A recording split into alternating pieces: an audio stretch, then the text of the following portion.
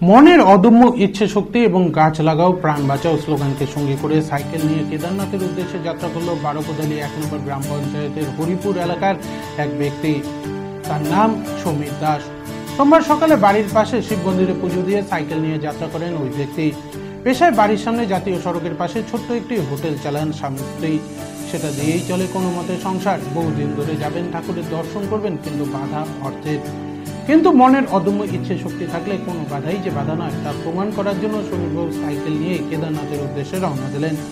আর্থিক অনটনে বাধা থাকলেও মনে প্রচন্ড জেদ নিয়ে বসেন তিনি এবং সাইকেল নিয়েই রওনা দেবেন। শেষমেশ আজ সেই শুভক্ষণে সাইকেল নিয়ে রওনা দিলেন তিনি। পাশাপাশি তিনি জানান, গ্রীষ্মের প্রখর রোদে হাসপাস অবস্থা মানুষের। এরকম পরিস্থিতিতে গাছ লাগান, প্রাণ বাঁচান, এই স্লোগানকে সকলের মাঝে ছড়িয়ে দিতে সাইকেল নিয়ে কেদারনাথের উদ্দেশ্যে রওনা তার। সমীরবাবু সাইকেল নিয়ে কেদারনাথের উদ্দেশ্যে যাত্রাকে সাধুবাদ জানিয়েছেন অনেকেই। আমি যেন সুস্থভাবে যেতে পারি বাবার ওখানে, আমার রাস্তার যেন কোনো ঝামেলা না হয়, বাবার কাছে তাই প্রার্থনা করি। আমি যেন ভালোভাবে ঘুরে আসতে পারি, বাবার কাছে তাই প্রার্থনা করি। আমি 2 বছর যাবৎ যেতে চাই, আর্থিক অনটনের জন্য যেতে পারি না, সেই জন্য আমি ইচ্ছুক। এবার সাইকেল নিয়েই রওনা দিয়েছি। মানে কেন এই অভিনব উদ্যোগ আপনার? আমার মন টেনেছে ওখানে কেদারনাথ যাব, সেই জন্য আমি সাইকেল নিয়ে রওনা দেবো, কেদারনাথ যাব।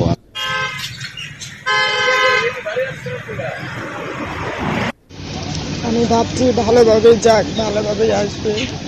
আমি এটাই ঠাকুরের কাছে সবসময় প্রার্থনা করি। কেন এই হঠাৎ করে এই উদ্যোগটা গ্রহণ করলো?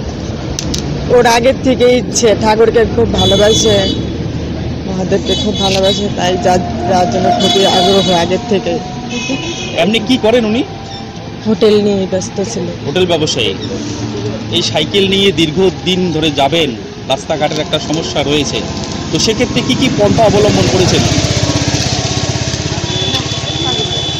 উনি ঠাকুর ভাষায় ভাবে নিয়ে গেছে। আর